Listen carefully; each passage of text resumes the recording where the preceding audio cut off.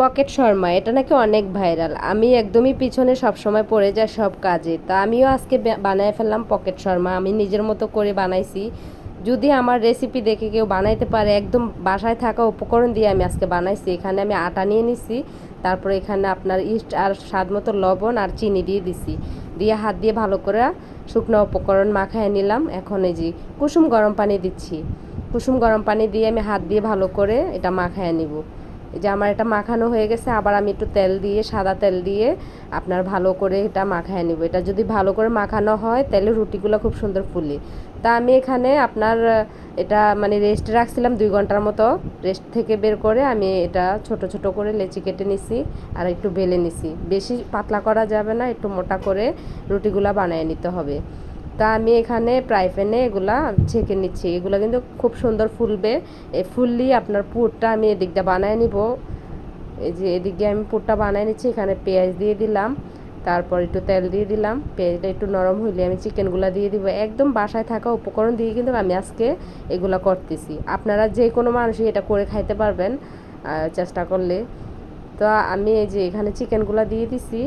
এখানে একটু আদা রসুন বাটা দিয়ে দিব, একদম অল্প করে দিচ্ছি কারণ আমার চিকেন এখানে একদমই অল্প। তাই তো এরকম নাস্তা যদি মাঝে মাঝে বানানো হয়, বাচ্চারা কিন্তু অনেক খুশি হয়ে যায়। আমি এখানে একটু স্বাদ মতো লবণ আর এসে শুকনো মরিচের গুঁড়া দিয়ে দিলাম।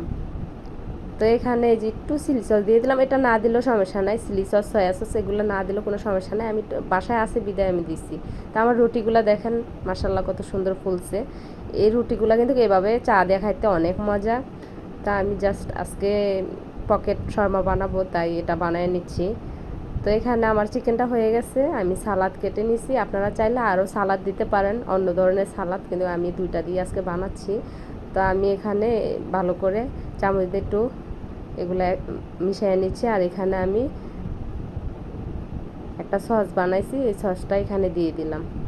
সস বলতে এটা মেয়োনিজ বানাইছিলাম। মেয়োনিজের সাথে আমি আবার টমেটোর সস দিছি, তাই কালারটা এত সুন্দর হয়েছে। আমি মেয়োনিজের আপনাদেরকে রেসিপি দিয়েছিলাম, যদি কেউ দেখতে চান অবশ্যই দেখতে পারবেন। তা আমি এটা ভালো করে মাখায় নিচ্ছি আর একটু মেয়োনিজ দিয়ে দিচ্ছি, দিয়ে তারপর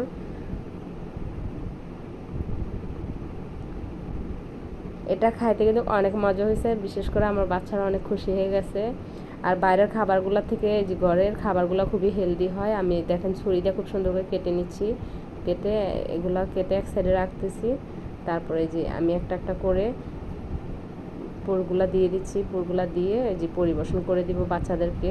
বাচ্চারা তো সেই খুশি, আমার কাছে অনেক মজা লাগছে। আপনারা চাইলে বাসায় একবার হলেও বানিয়ে খাইতে পারেন। আর এটা খুবই হেলদি খাবার,